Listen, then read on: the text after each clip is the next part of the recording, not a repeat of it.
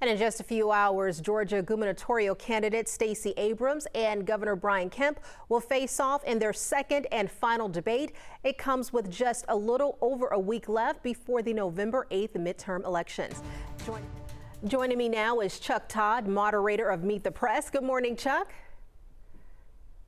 Well, good morning, Latasha. Well, let's get right to it. Governor Kemp and Stacey Abrams are facing off tonight in their second and final debate. Now, it's been a competitive race from the beginning, but some of the latest polls show Kemp leading right now. What do you think voters need to hear tonight, and what can Abrams do this final week to gain ground? Well, she's going to have to do something big, not small here. I think if the trajectory continues, she's not going to win this race. Look, her biggest challenge is this. There's a group of suburban voters who have been who were Republican voters before Donald Trump showed up and didn't like Donald Trump, may not have voted for Kemp 4 years ago because of his association with Donald Trump.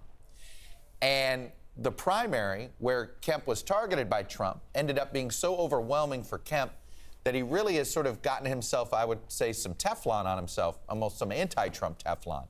And so those Trump skeptical suburban independents and Republicans in the suburbs seem to be coming back. Somehow Stacey Abrams has to make the case to those voters tonight that she's got to make the case that Governor Kemp isn't who you think he is.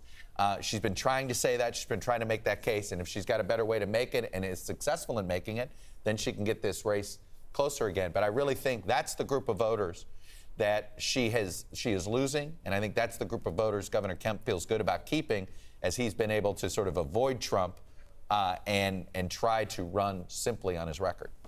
All right. And we know you also plan to talk about the brutal attack on Nancy Pelosi's husband, Paul, which is alleged to be politically motivated. Now, here in Georgia, we've seen the threats towards Brad Raffensperger and his family following the 2020 election. Right. And we see how poll workers around the country have been targeted. With so much division, what needs to change, or is it just too late to bring the temperature down? Well, it better not be too late to bring. I mean, we're going to have to. I mean, the fact is, what happened to Paul Pelosi, it may be shocking, but it's not surprising. Anybody who covers politics, anybody who works in politics, full well knows the threats that we've all been under over the last 7 years.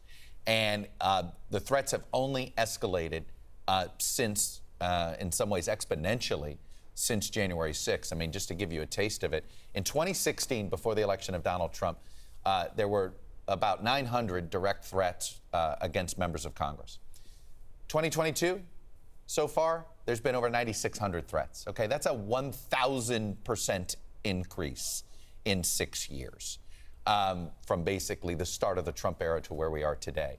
And that is, whether it's turning down the temperature, whether it's social media companies acknowledging that they're basically they're the amplifiers of this violent rhetoric. They're the ones that are mainstreaming this rhetoric by, letting these folks who go down rabbit holes online to have easy access to this crazy. And so you throw that in, you throw Donald Trump with the pugilistic and spewing these conspiracy theories, and it's a really toxic stew that suddenly ends up showcasing itself through violent attacks.